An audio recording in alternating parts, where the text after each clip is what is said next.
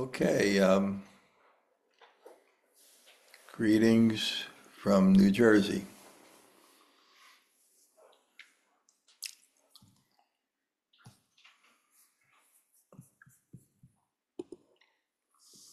Reading from Bṛhad-bhāgavatāmṛta, Volume 2, Chapter 2, Text 98 and 99. Om Namo Bhagavate Vasudevaya. Om Namo Bhagavate Vasudevaya. Om Namo Bhagavate Vasudevaya. Parānanda-ghanaṁ śrīmat. Sarvendriya-guṇāñjanam. Nārāyaṇasya rūpaṁ tat. Sākṣāt sampaśyatām madhu-kaiṭabha-mukhyānām. Asurāṇāṁ durātmanām. Līno duṣṭa-bhāvo līno duṣṭa-bhāvo sarva-pīḍā-karo.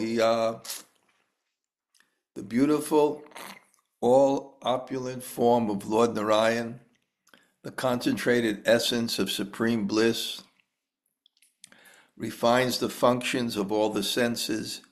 Yet demons like Madhu and Kaiṭabha, even after seeing the Lord in person, did not lose their evil disposition, distressing to all. Purport: Kamsa and Duryodhana were mentioned by name in the previous verse, and other enemies of the Supreme Lord were indicated by the words Adi and so on. Here Kamsa and Duryodhana are left out, and instead the names of two other demons, Madhu and Kaiṭabha, are cited. As Gopkumar narrates his own history, he does not want to introduce the glories of Sri Krishna until his student is properly prepared to hear them. Therefore, he does not follow up the mentions of Kamsa and Duryodhana with further details of Krishna's pastimes that will come later. Om Jnana-timirandasya Jnananjana Shalakaya Taksuranmilitam Yena Tasmai Shri Gurave Namaha Sri Chaitanya Manobhishtam Stapitam Yena Bhutale Swayam Rupa Kadamayam Tadati Sapadantikam Vancha Kalpa Tarubhyascha Kripa Sindhu Bhayevacha Patitanam Pavanebhyo Vaishnavebhyo Namo Namah. Shri Krishna Chaitanya Prabhu Nityananda Sri Advaita Gadadhar Srivasade Gaur Bhakta Vrinda. Hare Krishna Krishna Krishna Hare Hare Hare Rama Rama Rama Hare Hare. So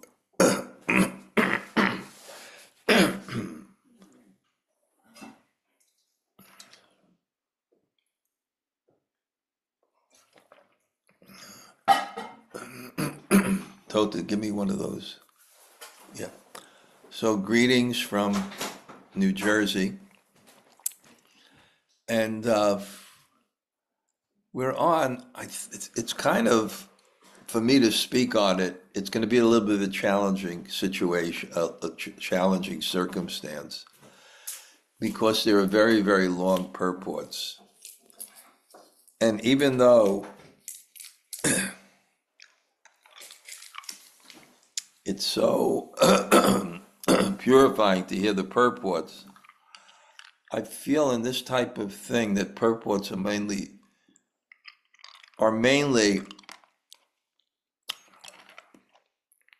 to read yourself and contemplate and try to understand. And so I don't think it would be the most engaging. That's my own opinion. But let me go back. Gopkumar telling his story to the Mathura Brahmin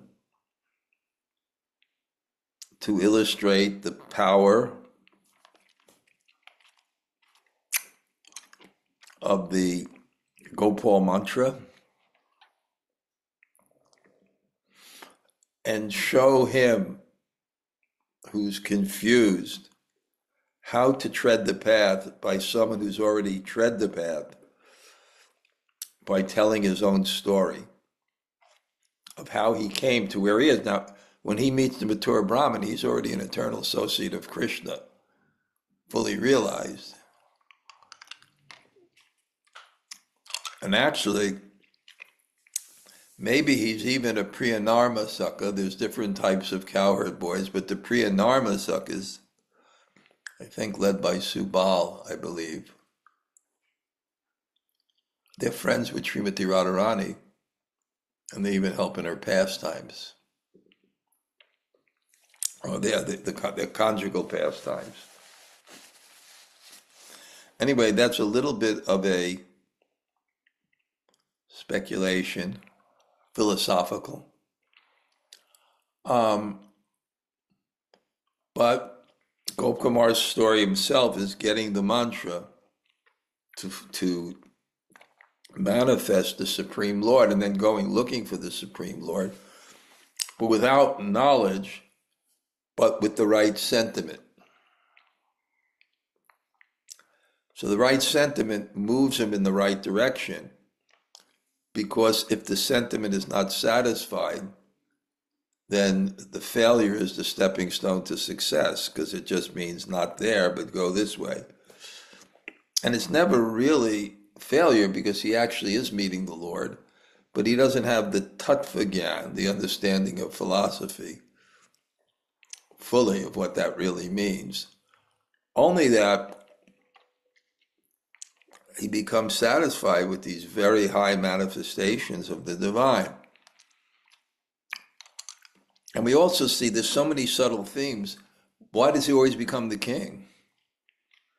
To show, and this is classic Puranic, one of the 5 criteria of Puranas are the lineages of kings, to show you that your material goal to be the enjoyer and to be the controller does not satisfy the goal of happiness. And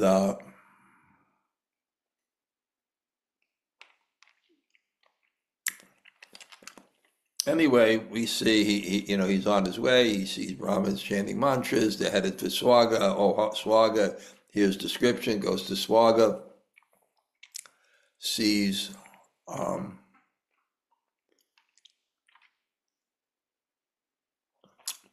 I have a real problem here. Both book 1 and book 2 parallel each other. So it's hard to see, for me, to sometimes differentiate those two circumstances. But I'm making a list of both places. But we know he's made it up to, he made it up to the heavenly planet. He went to, the Brahmin, and he wound up in Jagannath Puri, became the king, wound up in Shiva Loka, Indra Loka, became Indra. And the heart was directing him that my goal will not be satisfied with power and Aishvarya. This is real faith, trust by experience, that deep experience. And we have these struggles because we have 2 types of faith. We have the material faith. Oh, I won the lottery. Oh, I get the girl or boy of my dreams. I get, this position I wanted, or whatever. We also have that, and we have that Maduram, Maduram, Vadanam, Maduram. We have that sweetness of Krishna. I see the list here. I give you all of, maybe not all, but most, practically all, have that experience of Braja, either through the place or the books or the people, and that sweetness. So he never gets deterred by that. In fact, the management becomes a headache. I have this, so as my own personal experience, as people know, I create things always. I created the Sherborne Gathering, which produced 8 PhD philosophers. I've always been a vision. The retreats, I think I was the first one to do these retreats, both in India and America. Before I had my bhakti immersion, there was no these retreats going on. Preaching in the yoga world, first Shastric school in America, the Metro Mantra Sanga.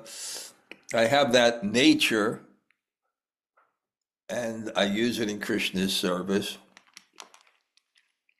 So somehow I have this place in Govardhan, and I'm making my ashram, and I have my drive, and we built a new room, and now we're renovating another room,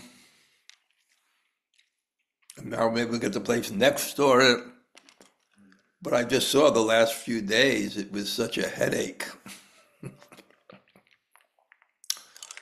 Getting videos of the construction and having my man there see, the cheating that went on, and then getting on them, and then lifting up that other side I have, which I kind of gave it the heavy side, get it done.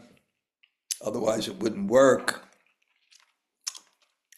And then I said, screw all this. I'll sleep on the side of the street. That's my other nature, sannyasi, renunciate. I never cared too much of the details. Let the termites eat all the doors. In my room, I have a termite problem. We removed the doors, and we put these kind of nice metal type doors. And they put all this termite poison in the closet. It was just these streams of termites. It's just, they make like little dirt things. They put all this streams of, thing. And after 2 days, somehow, I don't know, they're coming out again. Not so bad. They'll just scrape them every day. I don't know. I thought, what am I doing this for? Let me be like Gopakumar. The king, sleep out the side. I don't give a damn about that stuff. I have to be very careful to keep my Braja Bhakti. I think I'm successful living there because I didn't make material demands. And I have to keep on living in that way. In a simple way. That's been my strength. Because once you have the other mode, it doesn't kind of work. I know that.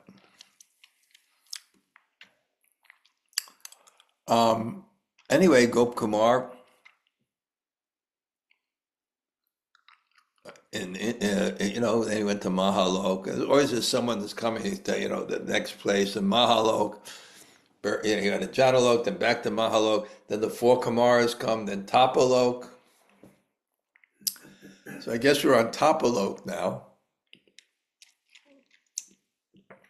A little plug there for celibacy compared to the other loks.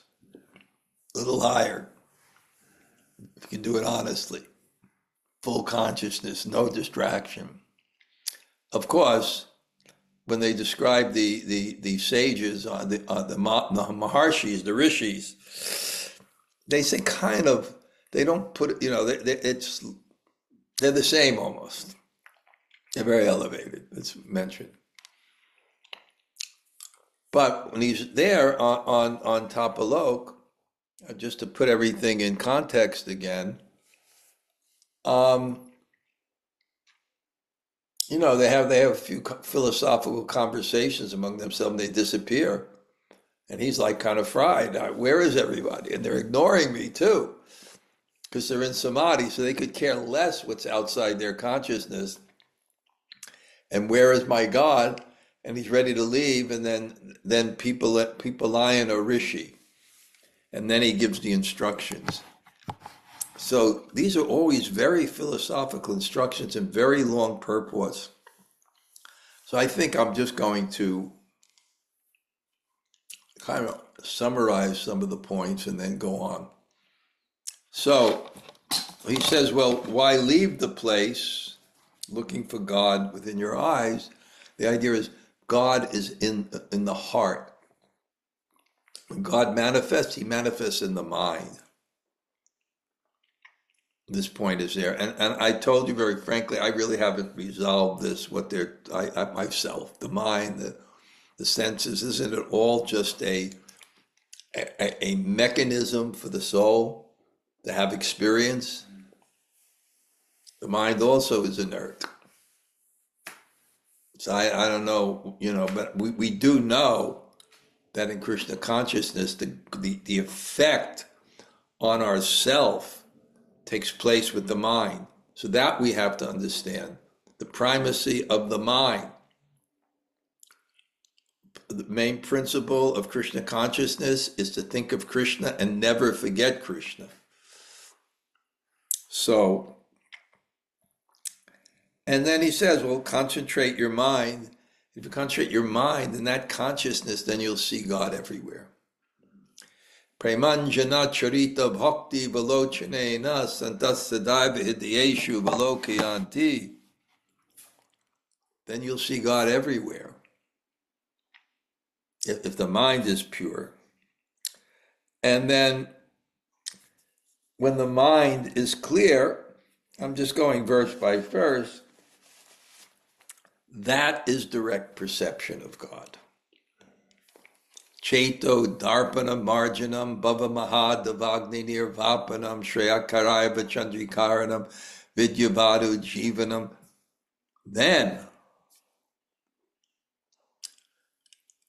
the God will take place. When the senses are controlled, the super soul is at reach. The mind is a lens, and only when the lens is not distorted, only when the lens is clean, can you see properly, and then God appears in the mind. So Pipalayan Rishi, being from Tapaloka, and where people are meditating God in the heart, they don't have deities, they don't have external forms of God. And then when the mind is happy,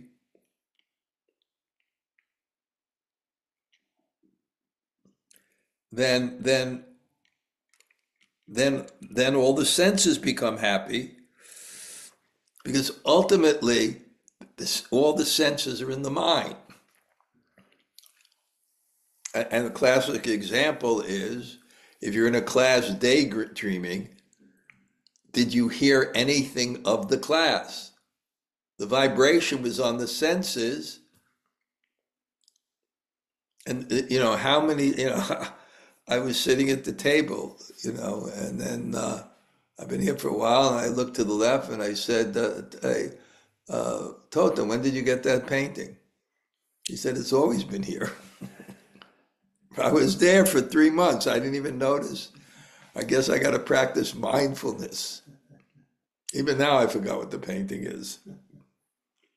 So what is the use of the senses without the mind? And without the senses, even if one acts, it will be as if the senses never perform, because then the self, it says actions, then the self cannot see. So without the mind, it's actually as if you are not seeing. The concept of daydreaming. I mean, sometimes I'm at my desk and I'm studying and something like that, and then I actually don't know where I am. So it's like, and then it says, if God reveals out of compassion to the eyes, I don't know really what that means, because the eyes is just a lens. What does it mean? you see through the lens. The lens doesn't see. Are my glasses seeing? Or are my eyes seeing? Are my eyes seeing, or is the mind seeing? Is the mind seeing, or is my soul seeing? So I don't know why they make so much a distinction here, but he says we only imagine we're seeing. And even if we do see, and I haven't yet understand the philosophical point that they're making, I'm trying my best. Even if we are seeing, bliss is in the mind. And what's the proof? Bliss can continue even if the senses withdraw.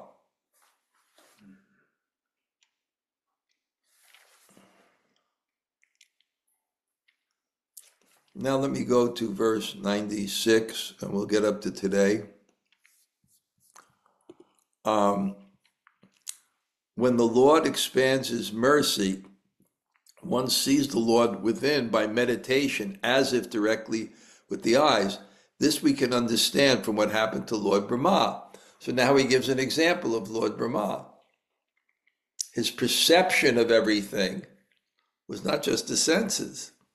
It was the purification of his mind. And I'll just read a long purport. And he gives so many passages from the Bhagavatam about this. Lord Brahma, seeing the person now overwhelmed with joy in his heart, full of ecstasy, he bows down. And the Lord, seeing Brahma, presents before him, accepts him as worthy to create, thus being satisfied. Lord Brahma saw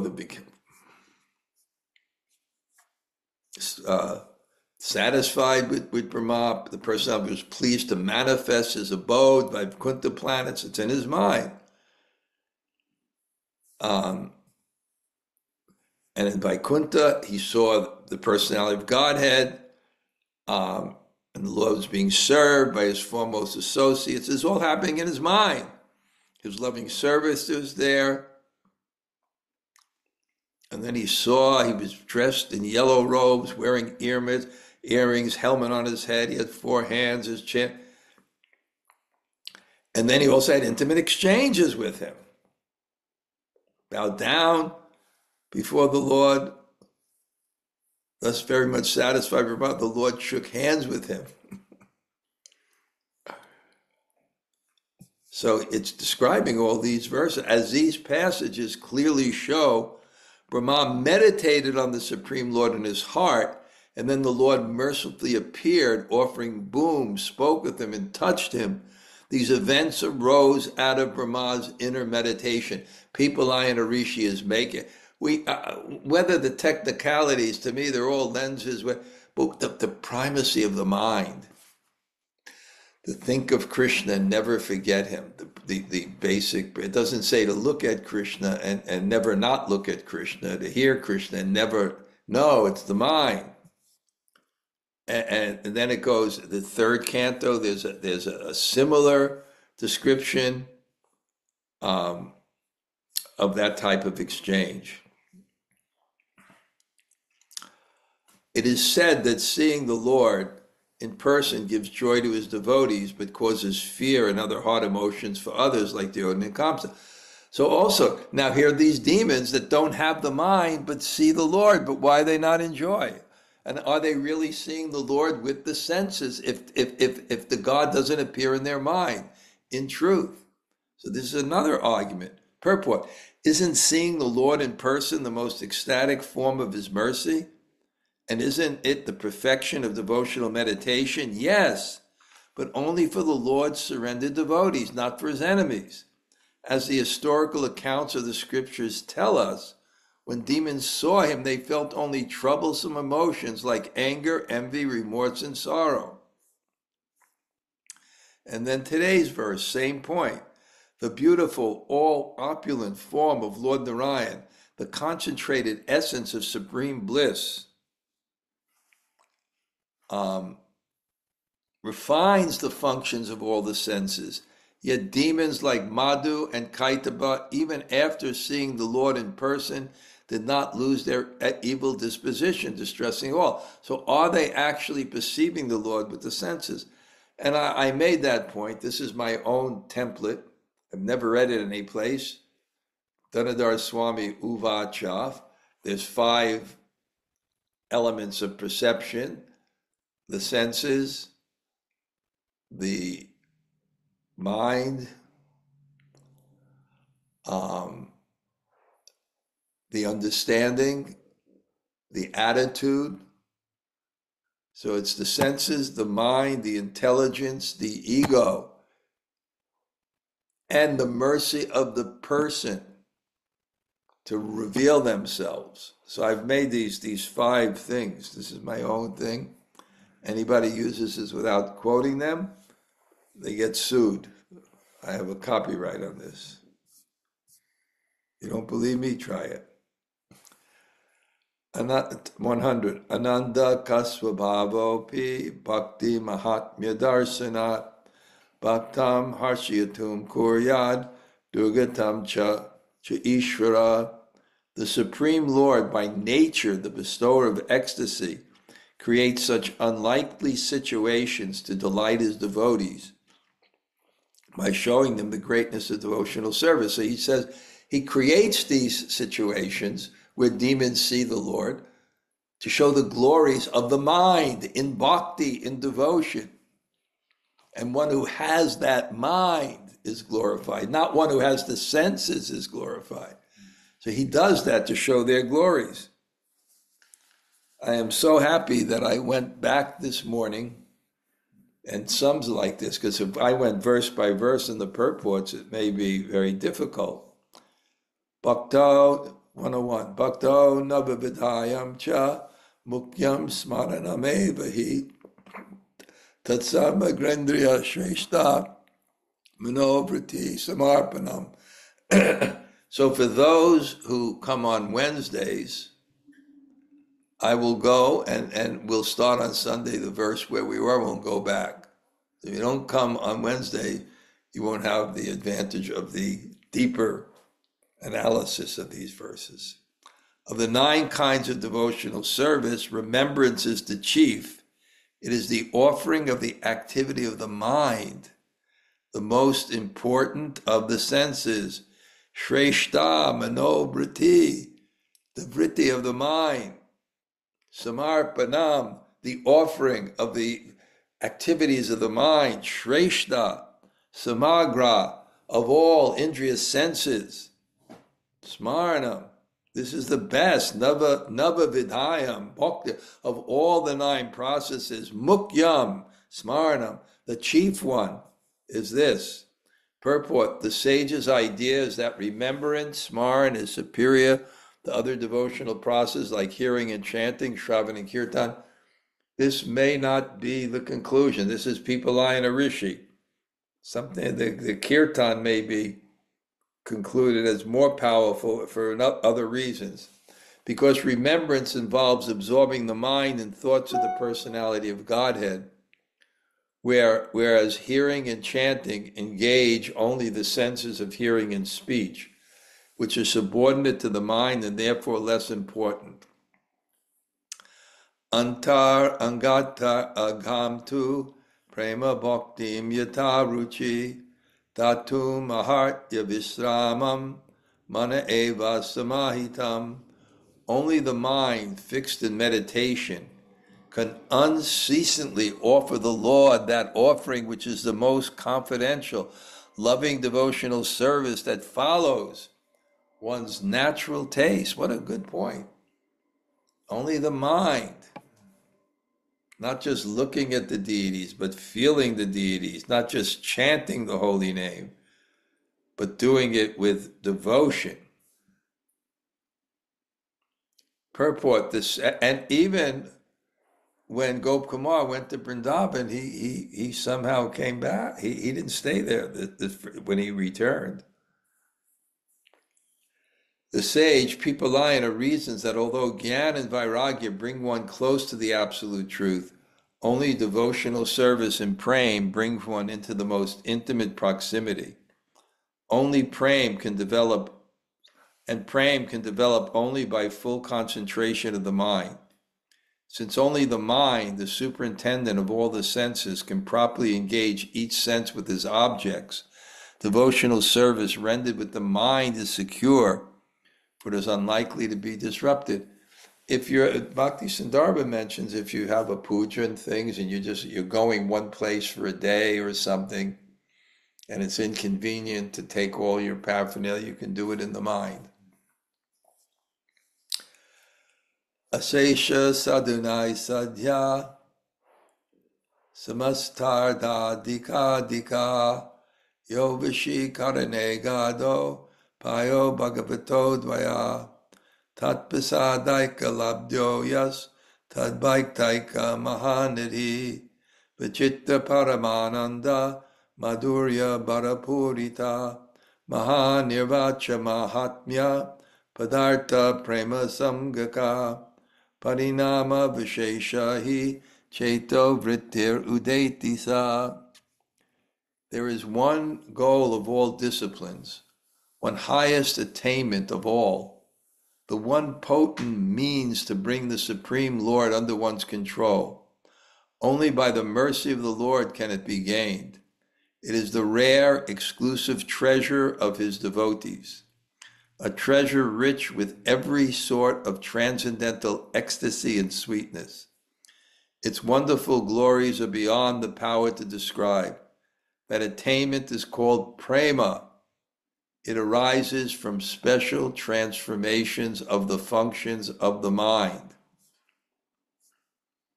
Okay, we'll test you now. I'm going to read the purport. It's about a page. Let's see how you can listen.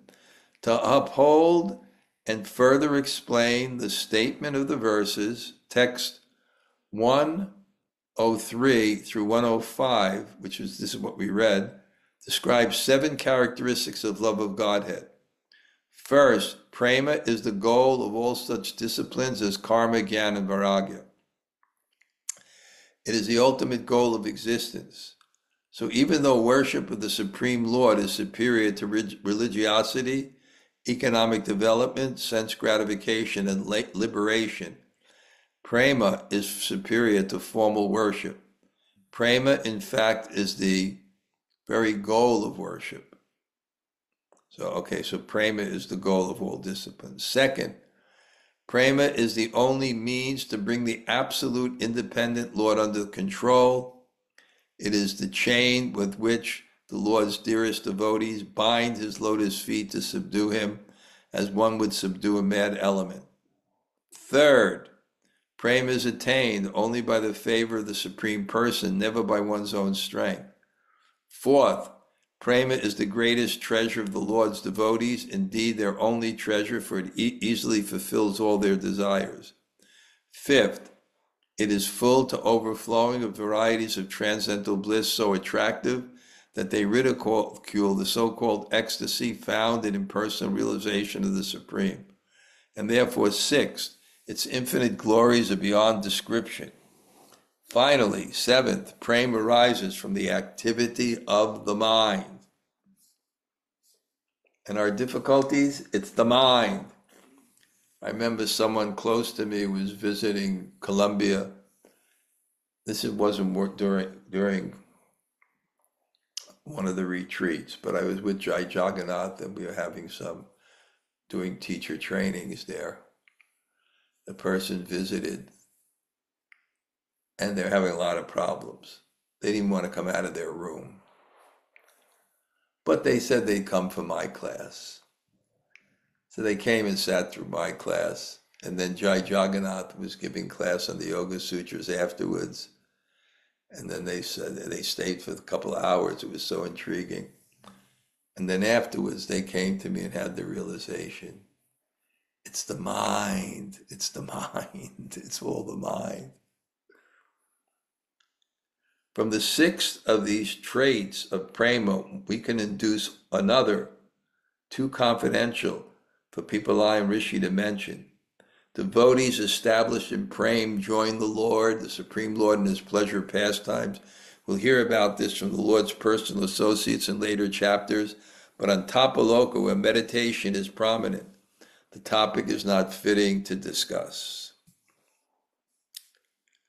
Manaso hi samadhanam manyase duskaram yadi chakshu safalya kamova bhagavantam didikshase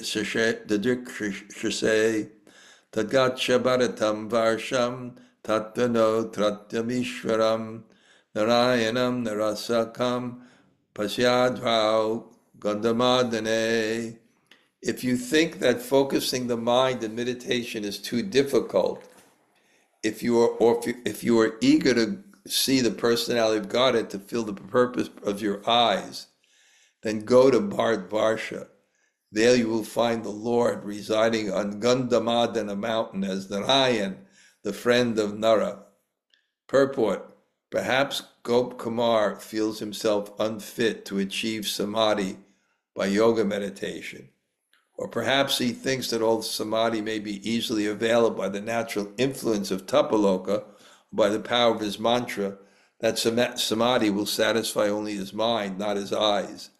In that case, he can gratify eyes by going to see Lord Nārāyaṇa on the earth. Antarbahis tapasyamas tam samadhi parayana nato vicheda dukam syad ityagat tattasa prabhu. We devotees of yoga samadhi see Lord Nārāyaṇa both within ourselves and without, so there is no danger of our suffering pain due to separation from the Lord. And so there being no, he went to Gandamadana. Purport: the sages of Tapaloka need go nowhere else to see the form of the Lord they worship. They see the Lord within their hearts on the strength of their meditation, and that inner vision presents itself externally wherever they look. You know, we have that in the Nectar devotion where the Brahmin was doing the vyasa-puja, and then sweet rice is served cold, so you had to see that it's cooled down. I think, to me, it's either served very hot or very cold. I don't mind hot sweet rice. But anyway, he stuck his finger in and he burnt his finger, and woke up, his finger was burnt. The mind is also a material, like the deity is a material manifestation that becomes spiritualized completely, and so the mind, it can also be there. Loka siksha hitartam tu korban asti mahatapa Dhanurdhara guru brahma charivesho jatadara. Living there as a guru in the science of weaponry, he dresses as a brahmachari, his hair in matted locks, and performs severe austerities as an instruction for the benefit of the world. Purport: Lord Nārāyaṇa teaches the world how to perform austerities for spiritual advancement. He carries a bow and is expert in its use. Each incarnation has a particular purpose, so Nārāyaṇa performs tapasya. Tapo divyam yena kaputva sattvam shudyed yasmad brahmasokram, a divine austerity. Savidvarai hostakarai samstata parashapashu nayat. Okay, no, that's another verse. Nayat. Savidvarai hostakarai samstata parashapashu nayat karan. That's something else. Gokumar said, observing that I was eager to go there, the four brothers headed by Sanaka told me, just see, he is right there, and showed me many forms of the Lord. One brother assumed the form of Narayan, another Vishnu, another the Lord of Sacrifice, and the last assumed several different forms. Now, they're Shaktavesh avatars, so they can be invested with potency. Purport: the first brother, Sanaka, turned himself into the form of Lord Nārāyaṇa. His other brothers showed Lord Vishnu forms as Vamanadev, as Lord Nrsimha, as Lord Yogeshwara, who appears on Mahaloka, and several other avatars. Trembling with fear, I joined my palms, bowed down, and said, I have surely offended you. O kind friends of the fallen, please forgive me. They touched my head, and I attained the meditative trance, in which I directly saw those various forms of the Lord. And even after I got up from meditating, by the momentum of my trance, I would sometimes behold, as if nearby, the same forms. Purport: Gopkumara's mind, nearly perfect in concentration, needed only this additional blessing from the Kumaras to behold the fruit of samadhi. Although the japa meditation he had performed in various places had been naive and without scientific understanding of yoga practice, it was equivalent to many years of strict practice of meditation, the elevated atmosphere of Tapaloka. Yesterday in my class to some devotees mostly situated in Vrindavan, this devotee Kalidas, a relative of Raghunath Das Goswami, and he wants, it glorified three things: the remnants of a Vaishnav, the dust of his feet, and the water that washed his feet as the most important thing, the most powerful things. If we get this is love of Godhead. It's a whole story right in the middle of the end of the Antya Lila, where the highest ecstasies are described. It went to take how important this is, and also to serve Vaishnavas. So it must be connected with the highest practices of Raganuga Bhakti. But so he gave mangoes to the devotees, and begged for their remnants. If they wouldn't give it, then he would hide outside, and then when they throw it away, he would eat it. And Lord Chaitanya was like so pleased with him that he gave him his own mercy.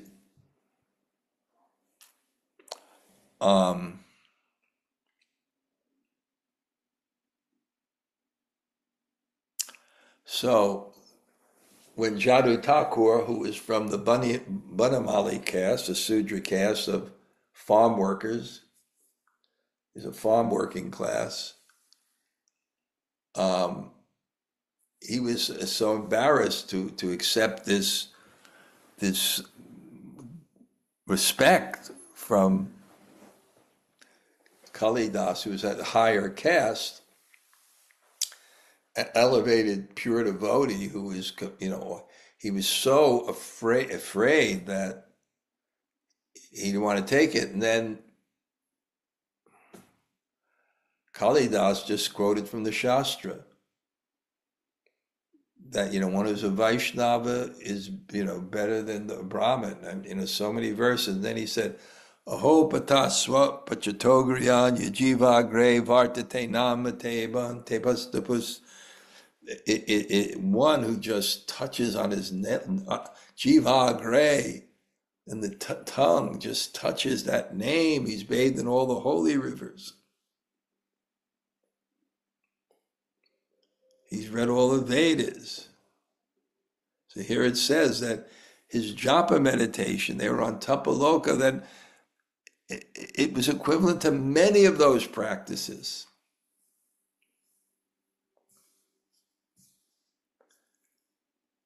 Then my japa easily improved in quality and became more joyful, but my mind was still agitated by the sweet thoughts of the land of Braja. Again, the time came for Gopkumar to move on. Text 114 through 117 describe the circumstances in which he lost his attachment for reigning in Tapaloka. He was chanting his mantra better thanks to his concentration of the mind and his vision of the Supreme Lord. But the more intensely he chanted, the more he remembered Sri Vrindavan, forest, and his other favorite places in Brajabhumi, and these thoughts in separation from Braja were painful. So,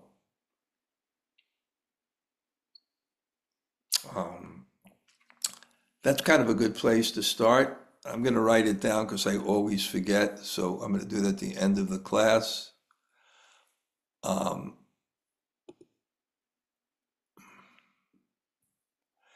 class markers. We're on verse 114. Okay. Okay. Jamunajaya, what did you glean from this class here? Hi, Krishna. Thank you for class. This one was a tough one all around and round and round, but I love that list of what prema is. And I was sort of in my mind making what you said earlier, what was offered earlier was that this idea of offering the activities of the mind, and that remembering is of the top three, encompasses the other two, that to hear and then chant. And then I noticed that at the end of the list of what prema is, the last one is it's accessed from the mind. So it was all the things that were said to me were coming back to it is the mind, it is the mind. And I was thinking, because the mind's where we have the samskaras, isn't it? So that all these things we're taking in are making samskaras, and that is helpful to us so that we can reach these other states. So that's what I was thinking. But this was a little hard one with all the things. Yeah, it's interesting though. Thank you. That's great. Thank you, Raj. I've been looking at the pictures of the Bhakti Center. Did you go yesterday? Oh, yeah, Was it yeah. crowded? Yes, it was. It was very crowded. Yeah, it was. It How, was. how crowded? It was all the way to the back and then some. It was, It was even all the though way to the back, but you could have fit in twice as more people if you squeezed everybody, right? yeah, exactly. Okay. I was on the altar last night. So Radha Swami came in after, right as I was finishing the arti. So I got to sit down in the front. So I didn't have to worry about getting squeezed out. Okay. But And it was what time nice. did he start his class? He didn't start until almost 7. He was originally was 6 to 8, but he didn't start until 7. It was supposed to start when? It was supposed to start at 6. But it started at 7. Yeah. And how So long did it last? he spoke until 8:30. Yes, about 8:30, and then he began kirtan, and then they opened up the back. There was some prasadam in the back. While he So was then, doing kirtan. yes, yeah. And what was the So prasadam in the back? um, I didn't eat it. You know, I'm very particular on this. I know I didn't. I can tell you what on the Maha plate. There we go. Let's see. There was rice. There was dal. There was a different kind of puri and pakora that I've never seen Yeah. before. There was a cranberry chutney. There was a potato dish. There Okay. were the what's it called, the coconut burfies. They're up there. Yeah, Okay. It was what something. are things? It was But something. on days like that, where it's this is my opinion, where it's so crowded and messy, because I went to a program in Colombia, and this lady organized it, and I can immediately see. I said, "Oh my God, hope they don't make a messy feast." You know, there's Mm, 40 people coming, and I saw, she was very together, just seeing the place, very together, and it was, I forgot what they made, but what is it? We just had their plate and had this pushpa rice, which little hill. That, and then had a little cup with like a very high class kind of cheese, chocolate sweet, mm, and then it had a cup of hot tea. And I thought, wow, that's easy. It's not messy. let's see. Everybody can get some. Okay, good. Okay, and what did he speak on? He spoke quite a bit on compassion. And that I've heard him say this before, that he feels that the heart of Dharma is really karuna, this compassion, compassion to others, compassion to the world. And he was saying that that not only does the compassion come from our own hearts, but it comes from the paratman within us. So it's really the paramatman putting it into our hearts that's expressed in the world. And that was a large part of what he was talking about last night. Okay, well, he's a great soul. He's seeing so much confusion and suffering, so he wants to make some comment on it. That's Yeah. nice. Gail, where are you, Gail? I'm here, Maharaj. I got my hearing aids on. Hearing aids. I'm turning them up for you. Thank you, Maharaj. Um, yeah, just a couple of things. One is, can you remind me who this Papalayana Rishi is on He Tapaloka? he's one of the Navayogendras. Oh, okay. Yeah, they're on Tapaloka. They're great. They're great tapasvis. So they're great jnanis, but jnana bhaktas kind of. Yeah, go ahead. Yeah, and the other thing is, I wonder if you could like re-articulate what that puzzle is that you're meditating on and I'm involving, meditating on that. It's emphasizing the mind, and it doesn't take place in the senses, right? yeah, yeah. Like we don't see God with our eyes, but it seems that we do see things, and that they're lenses for impressions to go. So I don't know why they're making such a big deal that we don't see with the eyes, we see with the mind, and why not see with the eyes, even if it's in the mind? Those are the lenses by which we take things in, and it's not that the object is not there that we're seeing, right? So what does it mean seeing? If you go to see the deities, what is it? You're just seeing in the mind? No, there's an object there, and through the eyes, it's going in the mind. So I don't really understand that, Gail. Myself. Why you don't understand why they're making a big deal about the role of the senses? But that the senses don't see, you don't actually see things. It's actually in the mind you see things. You don't really see things externally, it's basically saying. You really only see things internally in terms of God. Yeah, so what's the problem with them emphasizing that it's really the mind that's the primary thing? Because they seem to be denying that you can go see something. You could see God. They're putting down, he wanted to go see God. They say, no, you don't see God.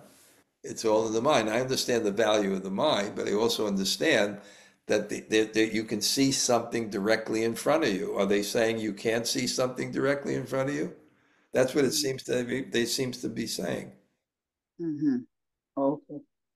Okay, Okay, Maharaj. yeah, Thank you. okay. Anyone else like to um, share a reflection? Hare Something? Krishna Maharaj. Yeah, All Harbo. Govinda. Very well. I was thinking with your what you're just talking with Gail, could it be something also in the sense of like that with the eyes that the devotee is seeing Krishna in a way in their mind versus a non-devotee, they're just seeing, this like statue not knowing what it is. Could that be the take on it? No, that was one of the arguments, but that was one of the arguments. But they were Okay. even saying the devotee. They weren't just saying only that the non-devotee doesn't see. They're saying also the devotee doesn't see. And you went yesterday also, huh? Yeah, it was very nice. It was late night, but it was nice. Yeah, I can see you look tired. Where did you get your seat? Like midway before the chairs, we ended up getting there just in time to be able to greet Maharaj as he was coming down First Avenue. Okay. You saw him So outside personally? yeah, they were having kirtan when we walked up, and so we stayed out there to greet Maharaj, and then everybody escorted him in with kirtan upstairs. Okay, okay, It was nice. okay. Thanks, Lal. Oh, Thank you. very well. Okay, anyone else have a reflection? Hare Krishna Maharaj. It's Sundari, Baraton. Yeah. Ishwari, How are Haribo. you? Good. Haribo. Yeah, I was just thinking along the lines with Gail and Lal, except that I was just thinking that the eyes are a sense object. It's still, but the mind, like you could see with your eyes, but you need the mind to really kind of translate what you're seeing and see God. Does that make sense? It makes sense, but you're still seeing something externally. My confusion is it doesn't seem to be saying that you're actually perceiving something externally. In other words, of course, it's got to go through the eyes, it registers in the mind, but there's actually an object outside. So how can you say you're not actually seeing it with your eyes? You're still seeing it with your eyes. It's part of the perception of it. In other words, otherwise, let's say you had no eyes. So would you be seeing the object? You had no eyes, would you be seeing the object? So it seems to be an essential part of seeing, to the extent you say, I actually see something externally. I see God externally. That's what I think. Okay, thank you, Ishri. And Hare Krishna. are you going to New York City to spread the joy of your COVID? COVID? No, I actually have to go to an appointment. Okay. All right. Hare But you look Krishna. healthy. You look healthy. Thank you. I'm feeling much better today. Yeah. Okay. I'm almost there. Thank you. Okay. Anybody else like to say hello?